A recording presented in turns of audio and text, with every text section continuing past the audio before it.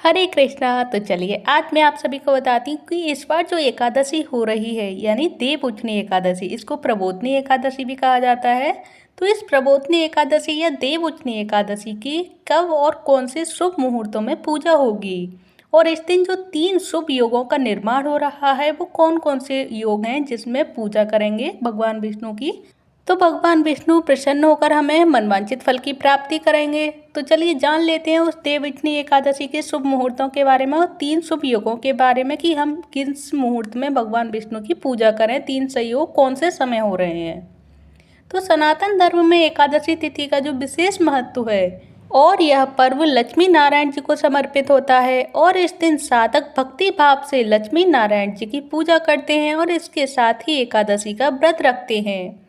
धार्मिक मत है कि देवउठनी एकादशी तिथि पर भगवान विष्णु की पूजा करने से साधक को अमोघ फलों की प्राप्ति होती है। जो ये एकादशी हर वर्ष कार्तिक माह के शुक्ल पक्ष की 10वीं तिथि के अगले दिन देवउठनी एकादशी मनाई जाती है। यह पर्व भगवान विष्णु को समर्पित होता है और इस दिन जगत के पालनहार भगवान विष्णु 4 माह की योग निद्रा के बाद जागृत होते हैं और इस शुभ अवसर पर भगवान विष्णु की भक्ति भाव से पूजा की जाती है और इसके अगले दिन तुलसी विवाह मनाया जाता है।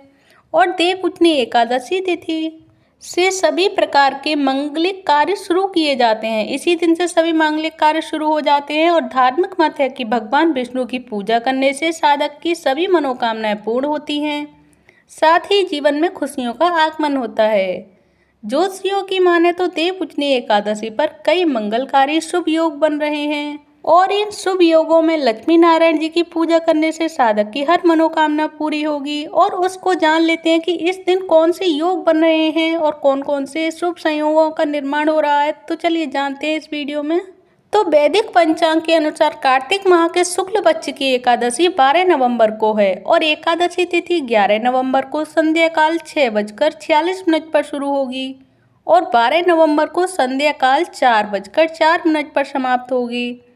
तो सनातन धर्म में सूर्योदय से तिथि की गणना की जाती है, अतः 12 नवंबर को देवउठनी एकादशी मनाई जाएगी। साधक 12 नवंबर के दिन एकादशी का व्रत रख सकते हैं और लक्ष्मी नारायण जी की पूजा कर सकते हैं। वहीं एकादशी व्रत का पारण होगा 13 नवंबर को सुबह 6:42 से लेकर 8:51 के मध्य पारण कर सकते हैं व्रत को।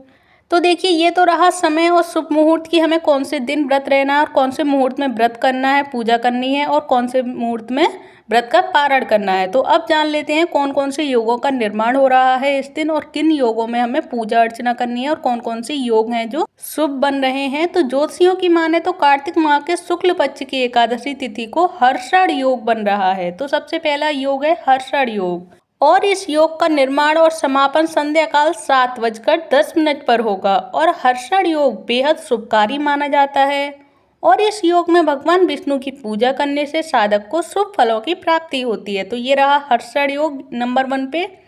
और नंबर 2 पर हो रहा है शिववास योग। ये दूसरा शुभ योग है जो कि कार्तिक मास की एकादशी पर बन रहा है और कार्तिक माह के शुक्ल पक्ष की एकादशी तिथि को संध्या काल में शिववास योग का निर्माण हो रहा है और इस योग का संयोग संध्या काल 4:05 से बन रहा है।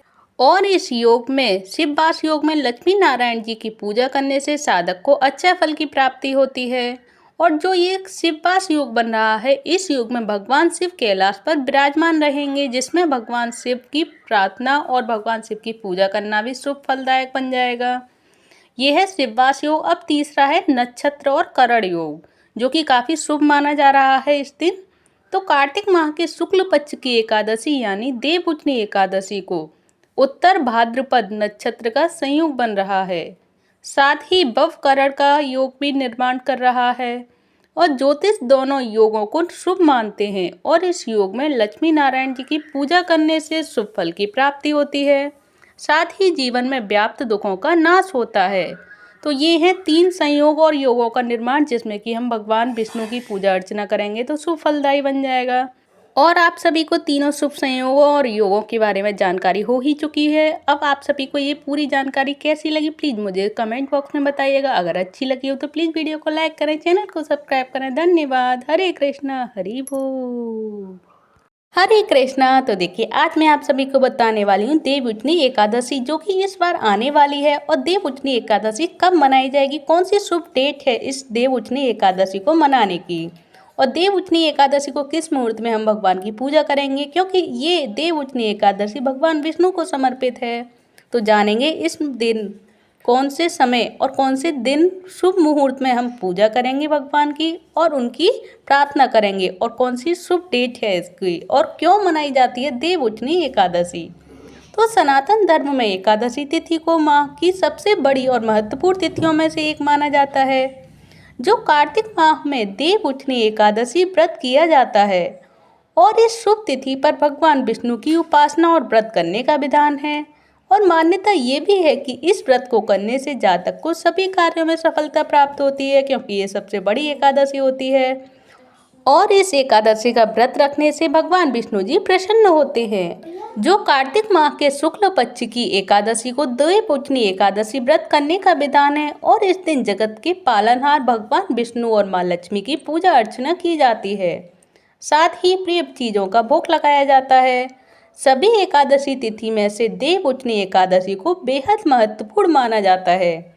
मान्यता है कि इस दिन सच्चे मन से उपासना करने से साधक को विष्णु जी का आशीर्वाद प्राप्त होता है और घर में सुख समृद्धि का वास भी होता है। तो क्या आप जानते हैं कि देवउठनी एकादशी का पर्व क्यों मनाया जाता है? अगर नहीं पता है तो मैं आप सभी को इस वीडियो में बता रही हूँ, प्लीज़ ध्यान से मन लगाकर सुने।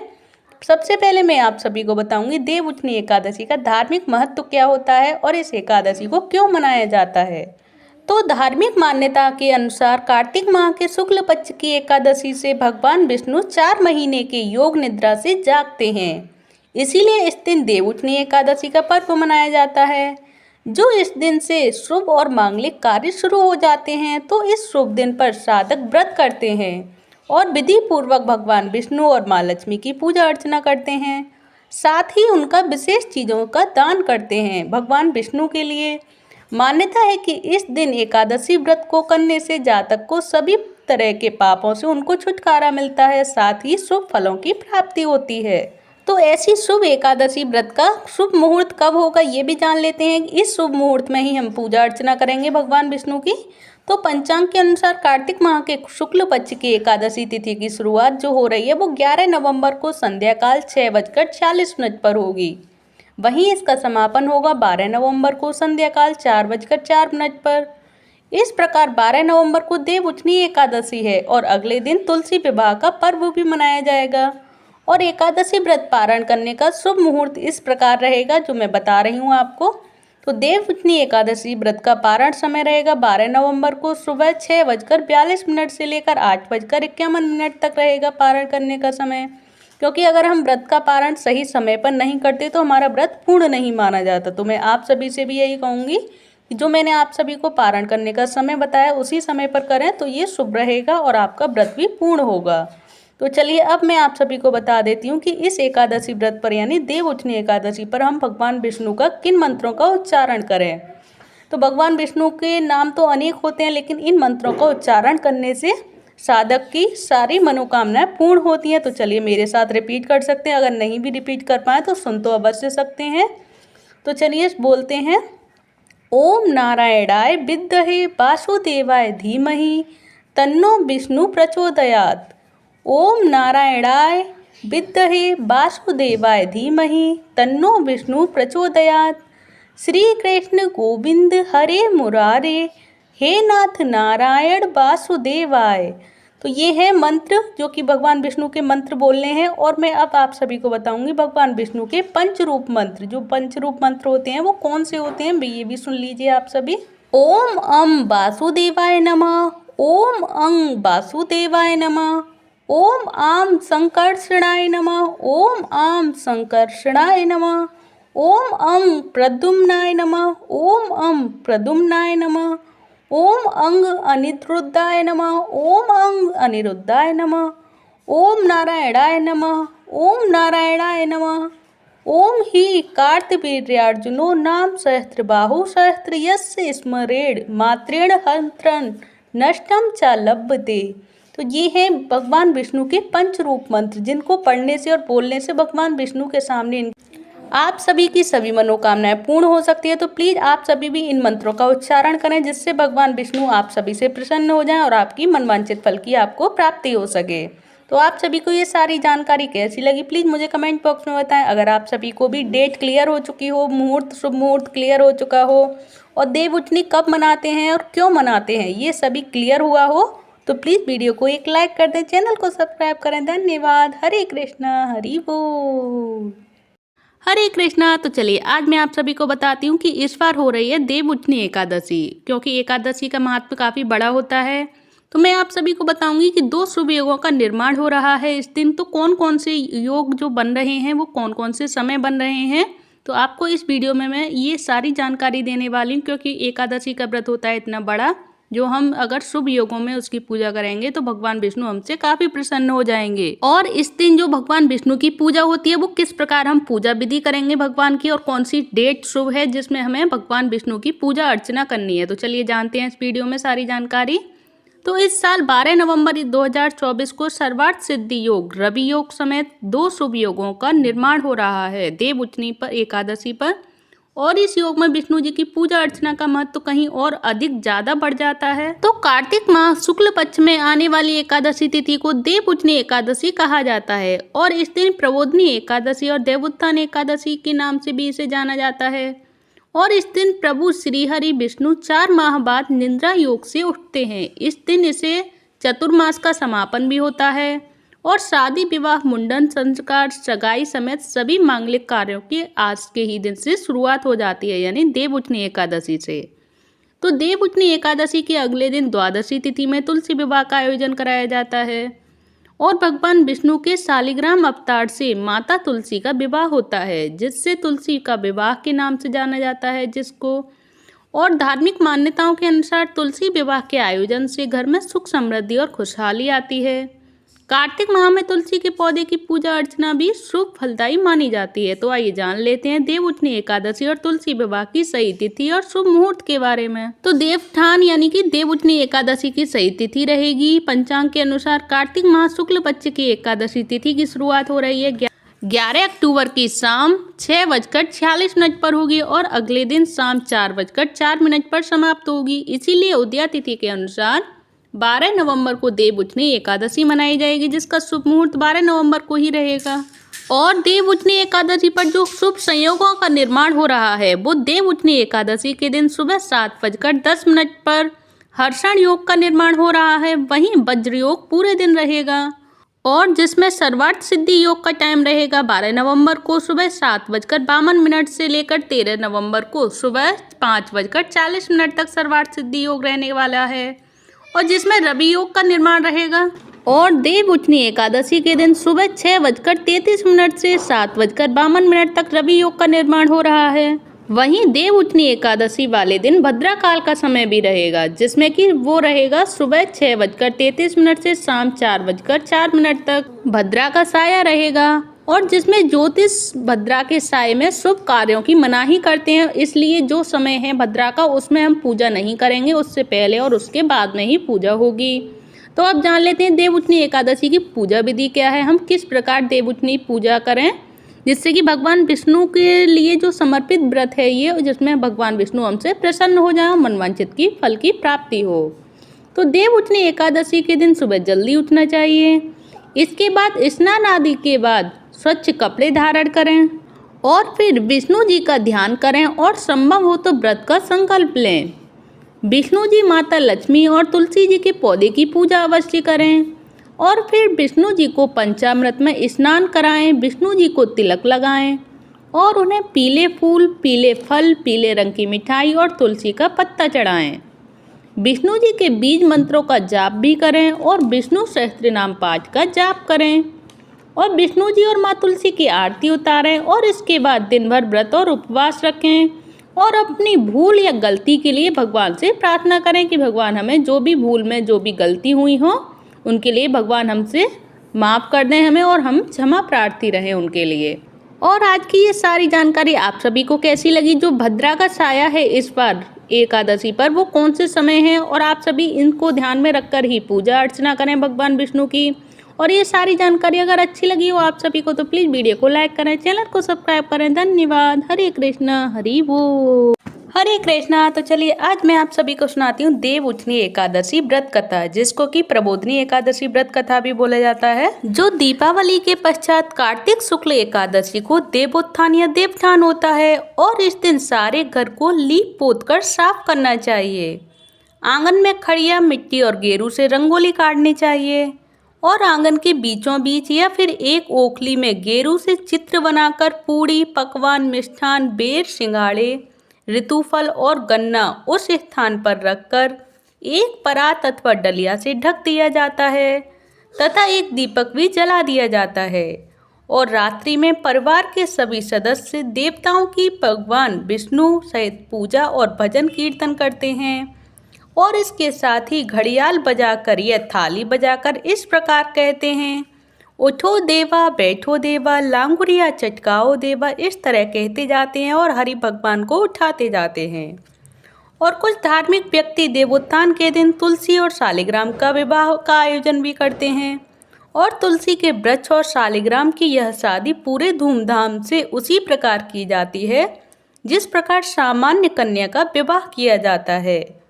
और जिन दंपतियों के कन्या नहीं हैं वे तुलसी का विवाह करके कन्यादान का पुण्य प्राप्त करते हैं और ये शास्त्रों की भी आज्ञा है।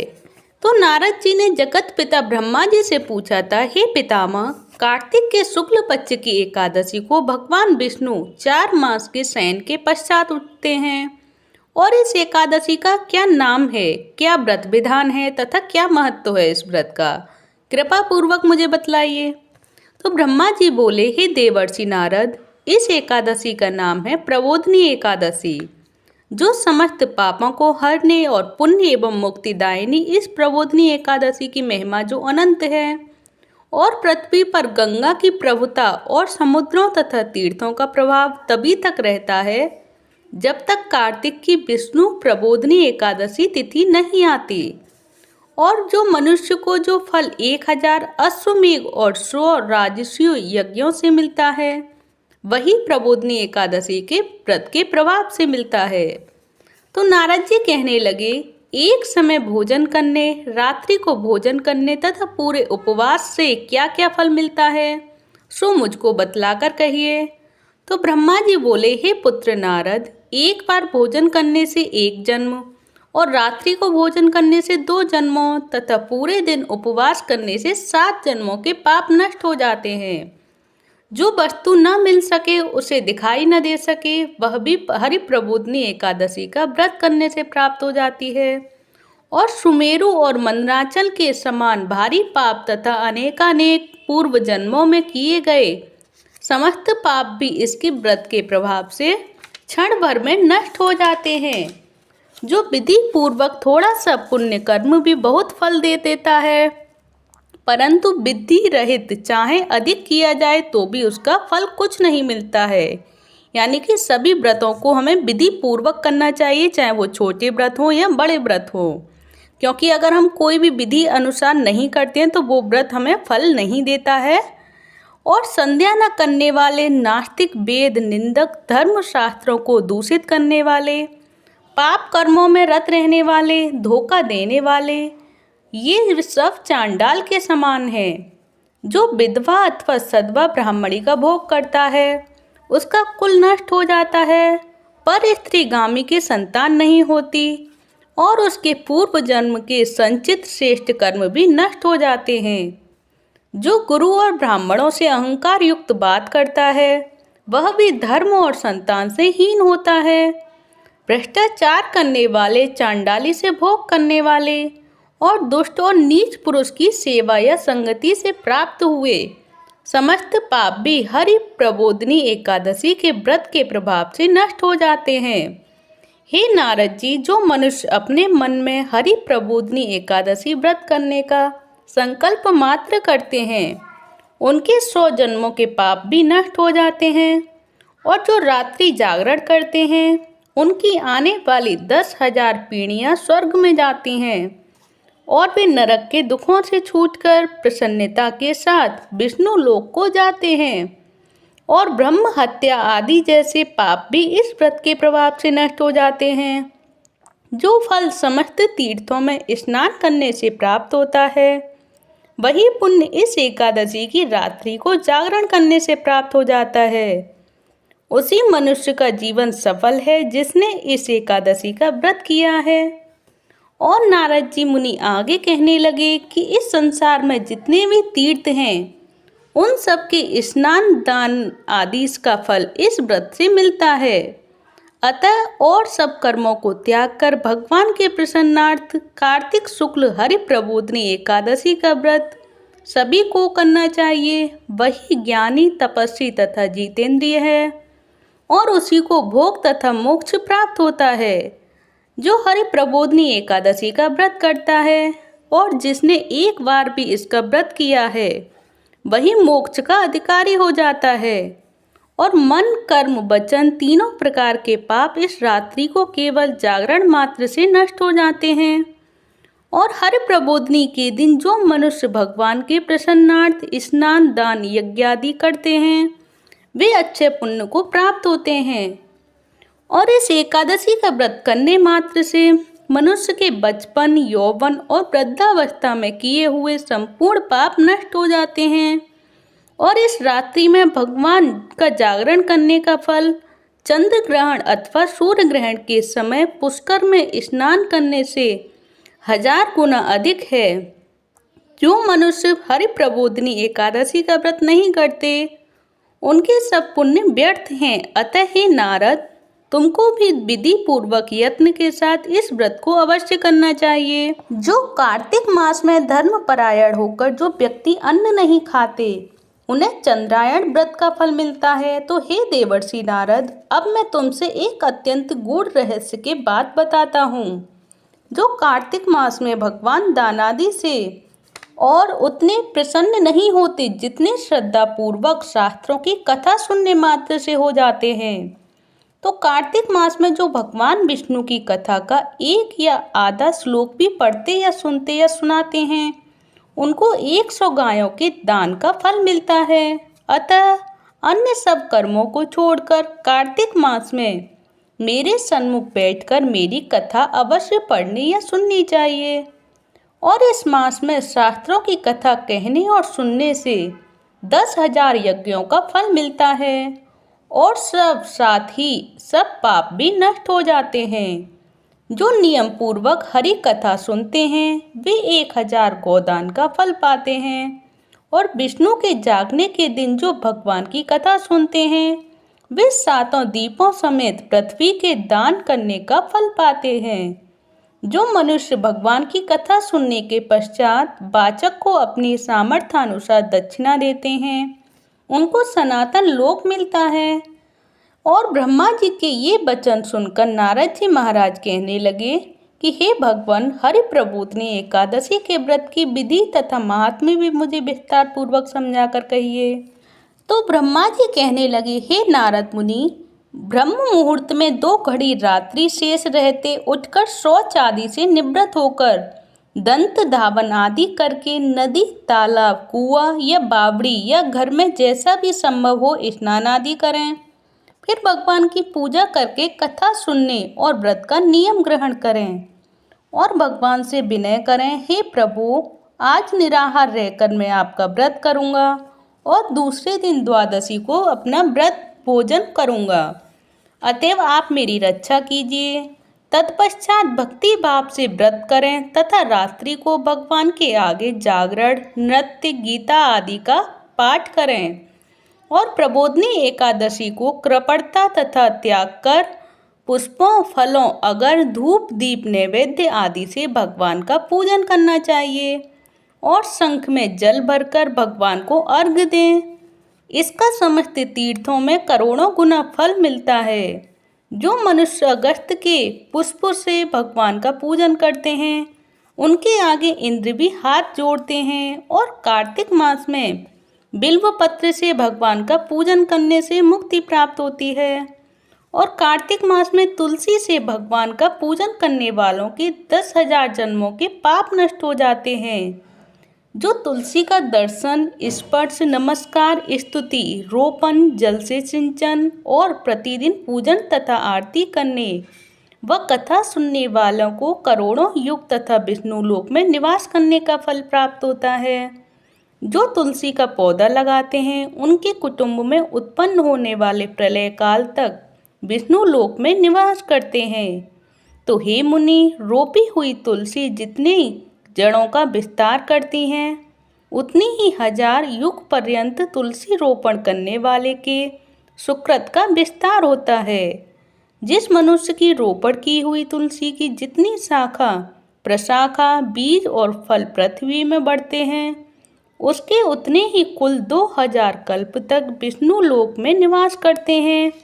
और हरि पूजा में पुष्पों के महत्व का वर्णन करते हुए ब्रह्मा जी ने कहा, हे वत्स, जो कदम के पुष्पों से विष्णु का पूजन करते हैं वे कभी यमराज के दर्शन नहीं करते, और गुलाब के पुष्पों से भगवान का पूजन करने वाले को मुक्ति प्राप्त होती है। जो बकुल और अशोक के फूलों से भगवान का पूजन करते हैं वे सूर्य और चंद्रमा के रहने तक किसी प्रकार का शोक नहीं पाते, और जो मनुष्य सफ़ेद या लाल कनेर के फूलों से भगवान का पूजन करते हैं उन पर भगवान अत्यंत प्रसन्न रहते हैं और वे करोड़ों गौओं के दान का फल प्राप्त करते हैं। और जो दूब के अंकुरों से भगवान की पूजा करते हैं उन्हें 100 गुना फल प्राप्त होता है। जो समी के पत्र से अथवा चंपा के फूलों से भगवान का पूजन करते हैं वे मनुष्य फिर संसार में नहीं आते, और जो मनुष्य केतकी पुष्प भगवान पर चढ़ाते हैं उनके करोड़ों जन्म के पाप नष्ट हो जाते हैं। और पीले और लाल वर्ण के कमल पुष्पों से भगवान का पूजन करने वाले श्वेत द्वीप में निवास पाते हैं। जो प्रबोधनी एकादशी की पूरी रात्रि को जागरण, पूजन और कथा कीर्तन के पश्चात प्रातःकाल उठकर नदी पर जाएं और वहां स्नान, जप तथा नित्य कर्म करके घर पर आकर विधि विधान पूर्वक भगवान केशव का पूजन करें। और द्वादशी को व्रत की समाप्ति पर विद्वान ब्राह्मणों को भोजन करावें और दक्षिणा देकर क्षमा याचना करें। इसके पश्चात भोजन, गौ और दक्षिणा देकर गुरु का पूजन करें। जो वस्तु व्रत में छोड़ने का नियम किया हो वह ब्राह्मणों को पर्याप्त मात्रा में दें। तो हे नारद मुनि, रात्रि में भोजन करने वाला मनुष्य ब्राह्मणों को भोजन करावे और स्वर्ण सहित बैल का दान करे। जो मनुष्य मांसाहारी नहीं है वो गौ का दान करे, और आंवले से स्नान करने वाले मनुष्य को दही और शहद का दान प्रदान करे। जो मनुष्य फलों को त्यागे वह फलों का दान करे, और तेल तथा घृत छोड़ने पर, दूध और अन्न छोड़ने पर चावल का दान दिया जाता है। जो भूमि शयन का व्रत लेते हैं उनको सैया तथा तुलसी सब सामग्री सहित देनी चाहिए। और जो पत्ते पर भोजन करने वाले को स्वर्ण का पत्ता घृत के सहित देना चाहिए। और मौन व्रत धारण करने वाले को ब्राह्मण व ब्राह्मणी को मिठाई का भोजन कराना चाहिए। और बाल रखने वाले को दर्पण, जूता छोड़ने वाले को एक जोड़ी जूता, लवण त्यागने वाले को शर्करा दान करनी चाहिए। और मंदिर में दीपक जलाने वाले को तथा नियम लेने वाले को व्रत की समाप्ति पर ताम्र अथवा स्वर्ण के पात्र में घृत और बत्ती रखकर विष्णु भक्त ब्राह्मण को दान देना चाहिए। और एकांत व्रत करने वाले को 8 कलश, वस्त्र और स्वर्ण से अलंकृत करके दान देना चाहिए। यदि संभव न हो सके तो इसके अभाव में जितना अधिकाधिक हो जाए उतना दान अवश्य दें, क्योंकि ब्राह्मणों का आशीर्वचन सब व्रतों की सिद्धि देने वाला कहा गया है। अतः उन्हें सब प्रकार से संतुष्ट करके विदा करें। तत्पश्चात स्वयं भी भोजन करें, और जिन वस्तुओं को चातुर्मास में आपने छोड़ा हो उन वस्तुओं को ग्रहण करने लगें। तो हे नारद मुनि, जो बुद्धिमान इस प्रकार चातुर्मास का व्रत निर्विघ्न समाप्त करते हैं उनका पुनः जन्म नहीं होता। और यदि व्रत भ्रष्ट हो जाए तो व्रत करने वाला अंधा या कोढ़ी हो जाता है, और व्रत करने वाले की तो बात ही क्या। और इस कथा को पढ़ने और सुनने मात्र से ही अनंत गोदान का फल प्राप्त होता है। तो देखिए ये रही देवउठनी एकादशी का पूरे व्रत का महात्म्य, यानी कि प्रबोधनी एकादशी व्रत महात्म्य। आप सभी को ये महात्म्य कैसा लगा प्लीज़ मुझे कमेंट बॉक्स में बताइएगा। अगर अच्छा लगा हो तो प्लीज़ वीडियो को लाइक करें, चैनल को सब्सक्राइब करें। धन्यवाद। हरे कृष्णा हरि बोल। हरे कृष्णा। तो चलिए आज मैं आप सभी को बताती हूँ देवउठनी एकादशी का गीत, जो देवउठनी एकादशी पर पूजा के समय गाया जाता है, क्योंकि इसके बिना देव नहीं उठते और भगवान श्री हरि नहीं उठाए जाते। तो चलिए मैं आप सभी को बता देती हूँ, जिसको नहीं आता हो वो सुन सकते हैं और सुना सकते हैं और वीडियो भी चला के रख सकते हैं, जिससे आपकी पूजा संपूर्ण हो जाए। तो चलिए सुनाती हूँ मैं, और मेरे साथ आप रिपीट भी कर सकते हैं। तो देवउठनी एकादशी का गीत। उठो देव बैठो देव, उठो देव बैठो देव, हाथ पाँव फटकारो देव, हाथ पाँव फटकारो देव। उंगलियां चटकाओ देव, उंगलियां चटकाओ देव, सिंगाड़े का भोग लगाओ देव, सिंगाड़े का भोग लगाओ देव, गन्ने का भोग लगाओ देव, गन्ने का भोग लगाओ देव, सब चीज़ों का भोग लगाओ देव, सब चीज़ों का भोग लगाओ देव। उठो देव बैठो देव, उठो देव बैठो देव। देव उठेंगे कार्तिक मास, देव उठेंगे कार्तिक मास, नई टोकरी नई कपास, नई टोकरी नई कपास। जा रे मुँह से गोवल जा, जा रे मुँह से गोवल जा, गोवल जाके दाव कटा, गोवल जाके दाव कटा, दाव कटा के बोड़ बटा, दाव कटा के बोड़ बटा, बोड़ बटा के खाट बुना, बोड़ बटा के खाट बुना, खाट बुना के दो वन दे, खाट बुना के दो वन दे, दो वन दे के दरी बिछा, दो वन दे के दरी बिछा, दरी बिछा के लोट लगा, दरी बिछा के लोट लगा, लोट लगा के मोटो हो, झोटो हो मोटो हो, गोरी गाय कपला गाय, गोरी गाय कपला गाय। जाको दूध महापन होय, जाको दूध महापन होय, समापन होय, समापन होय। जितनी अंबर तरियो जाए, जितनी अंबर तरियो जाए, इतनी आगर गावनियो, इतनी आगर गावनियो। जितनी जंगल सीख सलाई, जितनी जंगल सीख सलाई, उतनी आगर बहुअन आई, इतनी आगर बहुअन आई। जितनी आगर बहुअन आई, जितने जंगल ही सारोड़े, जितने जंगल ही सारोड़े, जितने जंगल जाऊं झंडू, जितने जंगल जाऊं झुंड। इतने यागर जन्मो पूत, इतने यागर जन्मो पूत। ओले कोले धरे चपेटा, धरे चपेटा, ओले कोले धरे चपेटा, ओले कोले धने अनार, धरे अनार। ओले कोले धरे अनार, ओले कोले धरे अनार, ओले कोरे धरे मजीरा, ओले कोले धरे मजीरा। उठो देव बैठो देव, उठो देव बैठो देव, गागरिया चटकाओ देव, उठो देव बैठो देव। तो देखिए ये है भगवान विष्णु के लिए देव उठने की एकादशी व्रत गीत, जिसको कि आप सभी सुने, पढ़ें और औरों को भी सुनाएं, शेयर करें जिसको नहीं आता हो। अगर आप सभी को ये एकादशी का भजन गीत अच्छा लगा हो तो प्लीज़ वीडियो को लाइक करें, चैनल को सब्सक्राइब करें, ज़्यादा से ज़्यादा शेयर करें। हरे कृष्णा हरि बोल।